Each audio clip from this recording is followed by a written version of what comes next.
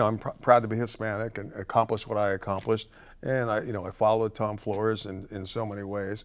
And it just made me proud to be Hispanic and, I don't know, kind of be on the national stage. Although I didn't think about it like that then. I was just trying to compete and do the best job I could.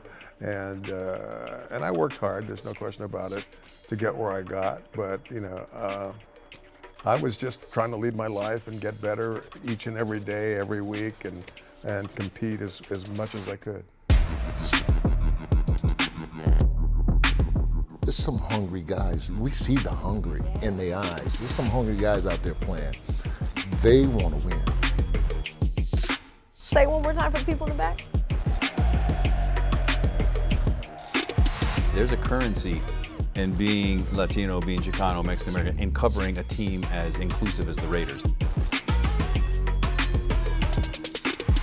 Raider Nation, what's going on? Sibley Scoles here for a new episode of Raiders Talk of the Nation. Super excited for the gentleman that I have to my right and to my left. Your right, your left. Because it is a special episode of Viva Los Raiders. We've got a lot to talk about, a lot to dive into. First off, are we ready, guys? Absolutely. Listos. Listo. Let's do this. Okay, get ready to blush. I'm going to drop some knowledge to the folks about everyone. We've got, to my right, Jim Plunkett, two-time Super Bowl champ, Super Bowl MVP, Heisman Trophy winner, and one of 3 Raider Super Bowl MVPs. Woo, this is where we all clap, And Rookie of the Year. Bob Santos. I have the pleasure of working alongside you sometimes in that ring. It's great to have you here. 2022 Ring Magazine and Sports Illustrated Trainer of the Year. You've trained boxing Olympians. We can mention those names in our stories today, and world champions, and of course, a long-time Raiders fan. Oh, definitely. Inspiration, Jim Plunkett, for sure. Here we go. And last but not least, we've got Paul Gutierrez, ESPN Raiders reporter. Worked span over the last 30 years with the Los Angeles Times, Las Vegas Review-Journal, and Sports Illustrated, covering the Raiders for 19 years. Almost time for that 20-year anniversary. I know, right? It just means I'm old. No, and you look 21, so it's all working out in your favor, okay? Guys, we've got a lot to cover. I just want to pay attention to what we've got back here. Viva Los Raiders, to Hispanic Heritage Month. Just take that in for a moment, knowing your heritage, where you've all come from, what it means in the sport of football as well as boxing, and just journalism as well, and what you all been through. I would love to get stories and all of that. So, Jim, I want to start with you. Growing up Latino, growing up in, where were you from originally? San Jose, San Clara Jose, area. both San Jose. That's right. Fremont. Growing up there, what was it like for you? The introduction into football, sports, period, in general. What was it like for you? I mean, it was exhilarating. Both my parents were blind. It was tough growing up in a sense, because I had to be very watchful of them. But they were great. They raised 3 children, me being the youngest, and I enjoyed my young life. And one of the things that gave me, pleasure was competing in all different sports. I wrestled, I played baseball. Obviously, eventually I got to football, but I always thought I was going to be a professional baseball player. That never came to pass, but I still love the game. And as I said, my parents and my family in general were so supportive of whatever I did, and that meant a lot to me. Yeah. Where are you at within your siblings? I was the youngest. The youngest, the baby. Yeah, well, yeah, look at me.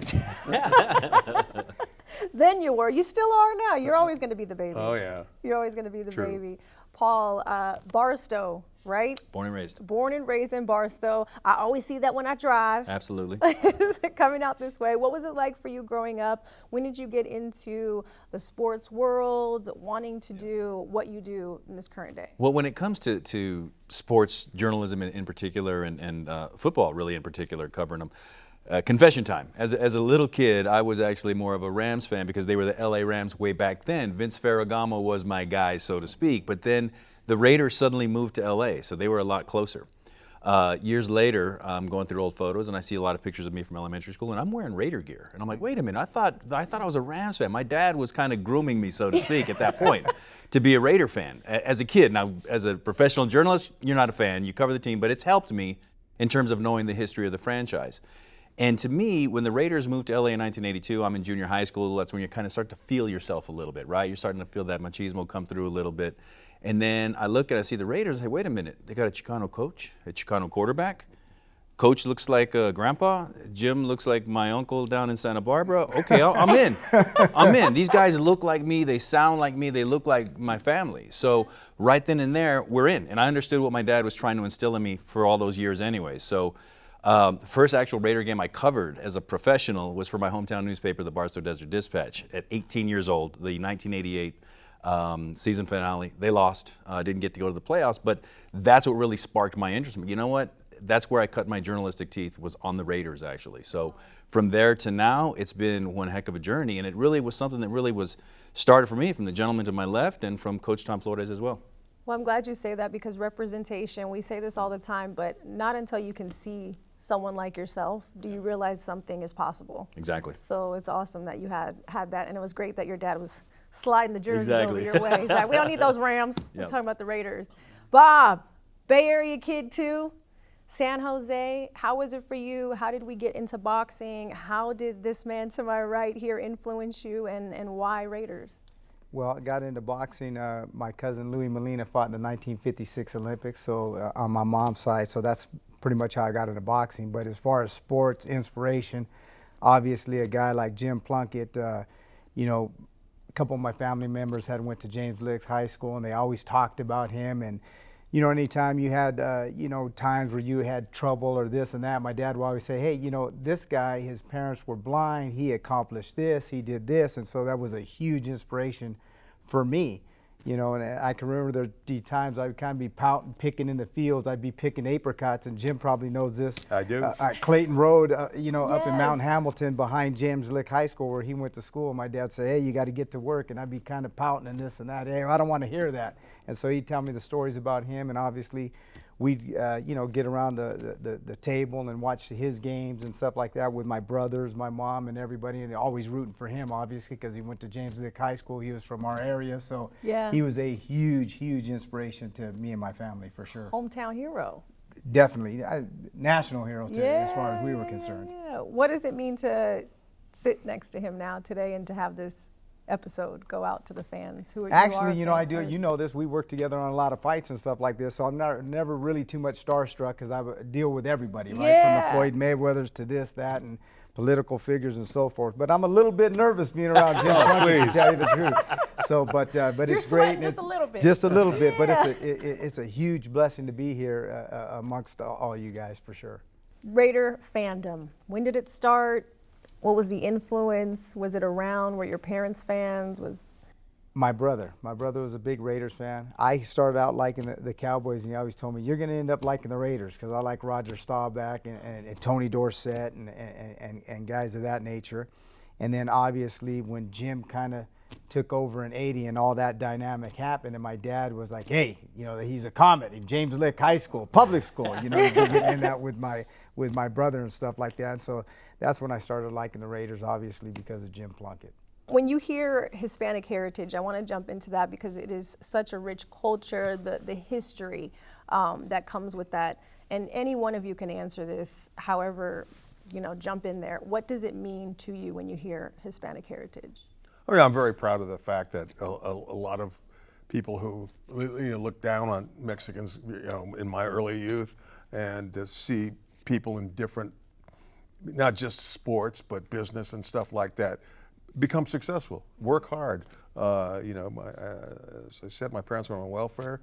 I knew I had to work hard, get a job, and I started picking fruit as a young kid, and you know, and then all of a sudden, I started to grow and become competitive for whatever reason. Played Little League, played flag football, played basketball as a young kid, and but after a few years, you know, my football really took a hold of me, and I wanted to become a better player. Whether or not I was going to be successful or not, you know, I love the sport. Yeah. Yeah, and for me, it was again just growing up in Barstow in a small town atmosphere with a strong family influence. Sports were always something that was there anyway. But it's funny, like I go back to my family. Like my dad always tells me jokes of, I didn't realize I was Mexican or Mexican American or Chicano or Latino or whatever labels we want to put on it until I really like went to college and moved away and went to New York City, because in New York City there's not a lot of Mexican Americans or Chicanos there. They didn't know if I was Puerto Rican, Dominican, Puerto Rican, whatever it might be. So there's an extra amount of pride in being what we are, so to speak, but also part of a bigger tapestry, really, of being Hispanic, of being Latino, whatever it is. And there's that connection, whether it's the language or the food or the culture or whatever it may be. So in doing research and doing stories like this over the years on Jim and Tom, you know, when the Raiders played there in 2016 in Mexico City, I did a big story there, and that's when the Raiders were coming, Los Malosos, the bad boys. Yeah. They were coming to Mexico, and Jim, I remember telling, yeah, my last name is Irish, but they knew who I was, you know. And it's those kinds of stories that just kind of come together, and it really makes it, okay, we should be celebrating this 12 months a year, not just from the middle of one month to the middle of another. That part. Yeah. I believe that for a lot of the months that we have here Yeah. on the calendar, but you're right. For you too, Hispanic heritage, when you hear that? Well, for me, I went to San Jose High School, and Jim knows the area very well. But it was predominantly all Hispanic. So for me, it was kind of smooth sailing because guys like him paved the way for everybody coming up. So for me, I had a great childhood. Everybody got along, everything was great, and so for me, no problems. Just thankful for the opportunities and where I grew up, and guys like him paving the way for a kid like me who could end up becoming trainer of the year down the line, you know. I know I want to ask more on that as far as role models for all of you are concerned. We know one of yours, obviously you mentioned seeing him too, representation matters. Maybe for you, Jim, was there someone that you got to see or witness where you said, like, that's a role model to me that was... I really can't say that there was. I just remember competing with playing flag football or touch football actually in the street, and then flag football. I just fell in love with the sport. I actually, when I was younger, I thought I was going to be a professional baseball player because I loved it so much. But football, my love for football got to me. And I just wanted to become a better player. Followed Coach Flores growing up, and those are the kind of people I want to be like. Competitive, but honorable. Work hard. Do the best you can do, and go out and compete. Yeah. You talk about all of your childhoods, right? I have to know, because I know my grandmother's Spanish and Filipino, so I know that food. My grandfather's black. He will cook food from where he's from. And it was just yummy. Like, I can remember tasting all those foods, the lumpia, the pancit. Do you all have a favorite meal that takes you back to the time when you're smiling, Pa? I know you have. You're smiling. You're like, I'm ready to eat it now. Yeah. Is there a favorite meal that really? Come Christmas time, tamales, right? Tamales, that's right. You cook them all day long, man, in a big pot. And I can still smell it going to Grandma's house, and they're all in there, and they're getting the Hatch chili from New Mexico. And I think actually your middle name's Gutierrez, no? No. I thought it was. No, but your middle name. my father's name. That's right. Yeah. That's right. So we might be primos. Who knows? I'm James William Plunkett. It could be. Family. But I can tell you, when I first went to my father's family home, way up in the New Mexico hills, they had no indoor plumbing. It was an outhouse, and then, a few years later we visited them again, and then we went by Greyhound bus every summer if we could, and they finally got indoor plumbing, which was good. But they got the upgrade. It happened. Oh, yeah. It happened. Do you have anything you remember growing up for food-wise, or is there anything that the family? I know you said. Look forward to helping make tamales. We had tamales all the time. Rice and beans. Obviously a lot of chili and peppers and all that stuff. It's mostly Mexican food growing up. How did you help in the kitchen? You're talking about me personally? Yeah. Did you just eat, or as a kid? When I was sampling. Yeah, pretty much. And one thing was really cute. My mother was also blind, and she would cook, and how she felt, the pan, see if it was hot enough, she'd go like this, and and after a time, all her fingers were burned, bread and stuff like that, but she kept doing it. Were you in awe of your parents watching them? My dad's mom was blind. So I was always feeling as though she did, she didn't have what we all had, but it was a superpower because, like you said, they knew everything. My grandmother knew everything. I was like, how do you know where all this is? Were you just in awe of them sometimes watching everything that they... Hey, they raised 3 children. Yeah. My father was legally blind, my mother totally blind, and they did a terrific job. But one of the funny things, sometimes I come home from school and I'd hear my mom say, "Hey, Jimmy, where am I?" Because she got lost in the house, and it's kind of sad, but it's actually kind of funny. It's part, and she said, "Damn it." But she was terrific. Everyone needs a reminder. I don't know where I'm going, and I can see over in the house. I know that. So it's True. fine. Yeah. I get it. Food-wise, were you helping? Were you in the kitchen? Is there a favorite meal? I'm not gonna lie, my mom knows I wasn't helping, but roast gandules and my mom's salsa and things of that nature, I rarely helped in the kitchen. Are you cooking now? No. I was gonna say that. I got a great Mexican wife, and she Okay, good. really takes care of me, so I'm thankful for that. Do you have a favorite dish from her? I like enchiladas. Okay. That you're not helping, you just eating. Yeah, I'm just Okay. eating. I'm helping with the fork. That's the best way to do it. We got to get into personal stories, obviously, in your respective careers, what you all have accomplished, the eyes that are on you constantly through that, and being you, I'll start with you, Jim, Mexican quarterback in the NFL, Tom Flores, coach, what the Raiders did during that time and continue to do. Break ground and bring people on that, number one, deserve the position, but don't always look like everyone else, Right. which leads to the representation, which is amazing. Do you have any personal stories during that time that really made you proud to be, outside of the wins, but something that just made you feel proud to be a part of that? When I joined the Raiders, and I'm proud to be Hispanic and accomplish what I accomplished. And I followed Tom Flores in so many ways, and it just made me proud to be Hispanic, and I don't know, kind of be on the national stage. Although I didn't think about it like that then. I was just trying to compete and do the best job I could, and I worked hard. There's no question about it to get where I got. But I was just trying to lead my life and get better each and every day, every week, and compete as much as I could. What was the magic between you and Tom, and what was so great about him? He was a calming factor, I've had coaches, yellers and screamers and stuff like that. Tom would just look you in the eye and say, here's what you got to do better, and let's not do that again, kind of thing. But he was a calming factor for me. Yeah. Do you speak Spanish? Not well.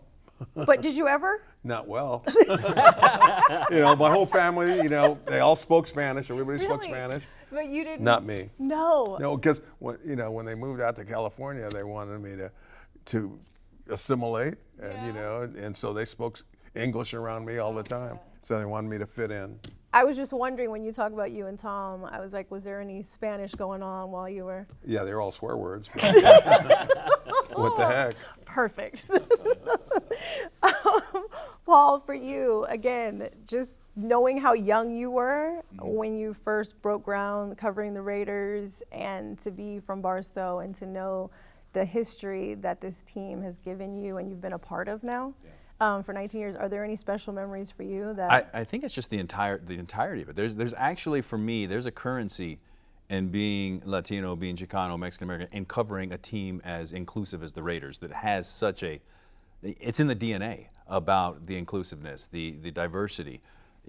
Jim being the first minority quarterback, or actually the first minority quarterback to win a Super Bowl. Tom being the first minority coach to win a Super Bowl. There's something in that, and then being a minority who can kind of vibe with that, so to speak, and understand what that means and to cover it, that's been kind of the big moment for me. And then to be able to take it home and show my mom and dad, hey, this is what it means. And they're huge Raider fans. They come to games all the time. So to me, that's, growing up, like I said, it was Jim and Tom really opened my eyes in terms of being, okay, this is what the Raiders mean. This is what it means. A year before the Raiders came to LA, though, Fernando Mania struck. So that. Oh, right. in LA. Yeah. And I tried to connect these guys all the time. Like, hey, you guys all got together back in LA back in the day, right? And they're like, no, I don't know that guy. No sé, no conozco. So I'm like, okay, well, and for me, it's like going to UNLV. Fernando Valenzuela Jr. played baseball at UNLV. So I met Fernando way back then, 20 plus years ago, at a UNLV baseball game. So I'm like, okay, I'll check the list of Tom and Jim now, Fernando, and being able to bring those stories to transcend sports. Because that's what their story does. It transcends sports. Absolutely. And you've seen the growth of the fan base over the years too as well. Speak on that a little bit of what you've seen. Anywhere you go, you see the fan base, and there's a certain, it feels like home. And they would speak to it better than I could, obviously, but just observing it and seeing it and covering it. And it especially struck home to me in 2016 going down to Mexico City and watching the fans go absolutely crazy for them because they knew who they were, they knew what they represented, and it was my pleasure to write that story for ESPN.com. I love that. We all need to go to find that story It's still again. there. I was just It reading is. It is. Were you just reading it? You went back and I had to do love my that. research. Okay.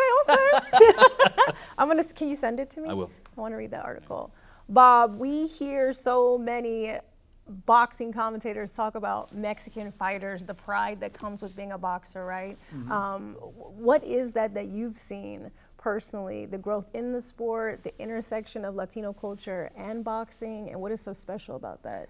Well, Mexicans drive the sport of boxing. We all know that. Canelo. I happen to have a great fighter by the name of Robert Guerrero, who is a 6-time world champion, who actually is from the Bay Area too. And the heart, the spirit of a warrior, Mario Barrios, that you know very well. He'll be fighting on Netflix coming up here pretty soon. But just the heart, the determination, the never give up, the never quit attitude. You rarely ever see a Mexican fighter quit in a fight. Right. I mean, just the determination, and I've been, like I said, blessed to work with many of them. And taking that kind of drive, determination of the guys that I've been around that have instilled in me and helped me as a coach and things of that nature. So, there's nothing like a Mexican fighter. There's no two ways about that. You had a quote that I saved, and it was, you referenced Jim. Yeah, I did. It after one of the fights that were upcoming, or it was a post-fight? Yeah. What was that you had said? I had Banana Rosario, unified world champion from the Dominican Republic, and everybody gave up on him. And so that being said, they said, well, you coach him. And I was like, well, you got to put a lot of work and effort into a guy like that. And, and I kind of started thinking about Mr. Davis, Al Davis, and I started thinking about Jim Plunkett. And I says, you know what? I'm going to try to do this. So the first thing I did is we brought him into camp, and I kind of took the philosophy of what Al Davis did. I says, you're not going to, no sparring, no punches. We're just going to shadow box and do these types of things. And I gave the analogy of Jim Plunkett, and I said, that's what we're going to do with this guy. And he had a very successful fight, and he'll be back in a world championship fight again. So I'm very thankful to your story and using that for him. Oh, see that? See what you're doing over here still? The Raiders organization as a whole, I want to get to that and our favorite Raider memory before we move on to things. I'll start with you, Bob. Something about the organization that really means something to you and just growing up a fan. Well, for me, it was when Jim won the 80 Super Bowl, got MVP of the Super Bowl. I can remember being a kid out there. We'd be playing football in the street, so on and so forth with my brothers. And so when his story kind of took off, it really caught my eyes when he took over. I think it was the 8th game of the season. And my brother had went to Bellarmine. So we kind of knew about Dan Pastorini, and he was the quarterback at the time.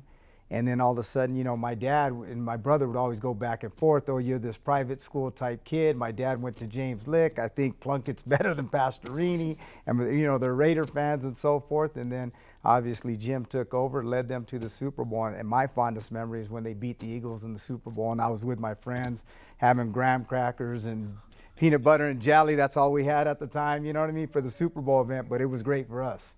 Oh, I love that. That's special. You remember even what you ate. Yeah, I remember it clearly. Do you have a favorite memory so far? Yeah, and I guess I got to go back to my days as a fan, right? Because I'm a professional journalist. I don't, covering the team in itself. I mean, having the job is awesome. Covering a team that you grew up watching and rooting for. I'm gonna include Jim in this too. I'm gonna say Jim's lead block on 17 Bob Trejo that sprung Marcus Allen Yes, thank you very in the much. Super Bowl. When You he watch that reversed. highlight. Jim's right there throwing a block. I don't know if Marcus breaks it without your block there, Jim. But yeah, I was in 8th grade at the time, and I'll tell you what, we had Del Taco at halftime.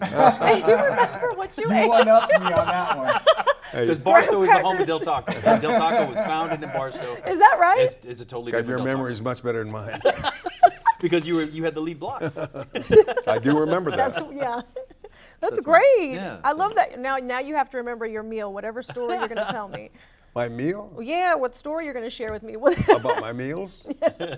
You can. Do you remember your meals when you first started? What were you eating when you were just When? the Super Bowl when you won? Oh, heck, I don't anything I can get on my plate. My God. No, do you have? I mean, 65 years. The Raiders are celebrating. Obviously, this is a big Right. anniversary. You being such a huge part of that, sitting here with these gentlemen who, Sure.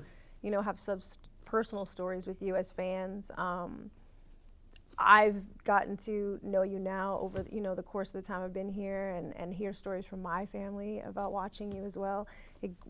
What does it mean to you, to be a Raider, or is there a memory that stands out? I'm very proud of the fact that I wound up with the team I did, the Raiders, Al Davis, my teammates. Was Rookie of the Year in New England, and all of a sudden it went to hell. And then I went to San Francisco. That didn't work out so well. And Al Davis saw something in me that he thought I could help the ball club, and it worked out for him, worked out for me, and as everybody says, I'm proud to be a Raider. So. I want to just touch on the Al moment that you just said. I've talked to a lot of the alumni, and obviously he was special to everyone, and he saw something in everyone that became a part of the team, right? It wasn't Right. just. He saw something in several different players that he felt could help the franchise, help the Raiders win ball games. Some guys were angry young men, and he felt he can control them and help them become better ball players. And he fit the pieces perfectly in a lot of these teams that he had. If they needed a running back, they got Marcus Allen. If they needed a center, they got Dave. He just knew personnel, and he made it work. He put the right people in the right places to help them win ball games. Were you ever surprised at how knowledgeable he was on top of everything? I feel like he was involved in everything. I Yeah. heard he would work out with the guys, and Yeah, considering that he never played the sport, I think so. He knew a lot about what a guy can accomplish on the football field, how to train people. He was just good at what he did, and you wonder why, since he never stepped foot on a football field. But he was a sharp man, and he knew what he was after and what he wanted to do and accomplish, and he did. So it goes beyond his team too, because when I first got on the beat in 2005, he was still running the organization in Oakland. And on my first day walking into the building, I was asked for my own resume/biography because Mr. Davis wanted to know who was coming in to cover his team. So it went beyond just football. He wanted to know everything that was going on in his sphere. yeah, no, I mean, I'm glad that you said that too, because again, each time I talk to someone about his legacy and what he did for the team and outside of it, is that man was on top of it. When he brought me in, he said, "You know what? I know you've struggled over the last several years, and you're not going to become a starter right away. But I want you to learn our offense, learn what kind of organization we are, how we practice, what our commitment is, and before you step on the field." And he was very helpful in that manner. Yeah, make sure everyone was on there, on it, just as he was. He has the quote, Al Davis, "Greatness of the Raiders is in its future." The importance of growth of the Latino representation here at this organization, obviously breaking ground with you as quarterback, when Tom Flores coached, that was huge. It continues to grow. Paul, you talk about the fan base, the game in Mexico City, and just as fans, all of us. Do you think that continues to happen now, even with Mark here? I feel like that representation continues to grow, right? And I believe it is. Yeah. Growing continually. People who have never heard of the Raiders before, kind of, as young men and women, they learn more, they hear more about the Raiders, what they've accomplished, how they've accomplished it, who was part of it. They become fans overnight sometimes. Yeah. And another way to grow that is to give this man his flowers finally and let him sit next to his bust anyways, be next to Tom Flores' in Canton. It's time for Jim Plunkett to get in the Hall of Fame, and I'll say that. And let's look in the camera. Which camera is yours? you know, I banged that drum. I banged that drum a lot. This one right here, Paul. I banged that drum a lot for Tom Flores, and it's, and I've said the same for Jim too, because it's something that, you know, if the NFL really wants to be as inclusive as it claims to be, and reach out. I mean, you cannot tell the history of the NFL without telling the story of Tom Flores and Jim Plunkett, and they're linked together. And anytime I'm asked about a Mount Rushmore for the Raiders, I'm like, okay, well, how do you fit both of them? Maybe it's half Tom's face, half Jim's face, or do they get their own spot? I don't know. In any event, in my opinion, it's past time for Jim to get in the Hall of Fame, and it's just time to make that happen, Jim. No, thanks.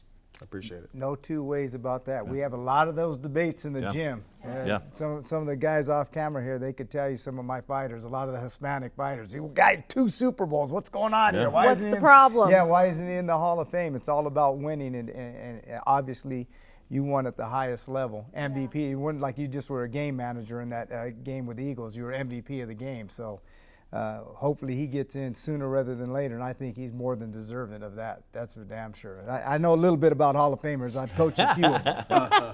What's going to keep that going too is Eli Manning's candidacy now, because you can't compare the two without you know, looking at what Jim did, what some guys that are already in there, whether it's Bob Greasy, whether it's Ken Stabler, another great Raider, or you know, even Joe Namath. Compare stats. Just do blind thing. When I did a book with Lincoln Kennedy, and one of our chapters was just doing a blind test and saying, okay, that guy's a Hall of Famer. No way, that guy's a Hall of Famer. And then you're shocked at things. And especially when it comes to the cultural impact, that's what we're talking about here.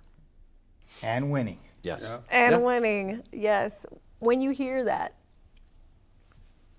how do you feel about it? You know, I'm very proud of the fact that people think that much of me. I went out to do the best possible job I can, and it was a struggle at New England. After a while, San Francisco didn't work out. After I got cut from the Niners, I thought I might just get out of football and go do something else. But when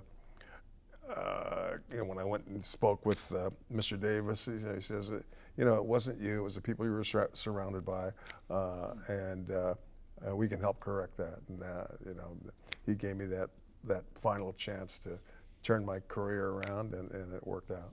Was there already that night after you spoke with him during that day, that night that you went home, when you're by yourself, you go to sleep, or are you just closing your eyes? Are there any thoughts of you thinking, do I do this? Do I take this offer, or did you take the offer immediately, or what was? Oh no! After I got released from San Francisco, I was going to quit. I was going to get out of football. Maybe things haven't worked out for me, and maybe it's time to change my career. But when I went and spoke with Al, he helped change that mindset around, and I'm very thankful to Mr. Davis. Yeah. Again, looking back on everything that the Raiders have done, culturally, the wins, the legacy that it continues to build, where do you see Latinos specifically within the Raiders in the next, let's say, 5-10 years? I really can't answer that, but I'd like to see more and more Latinos getting involved in the sports, any sport, but football in particular. Usually Hispanics don't grow up to be really big, but now that has been changing over the years, and now the guys are average heights or bigger.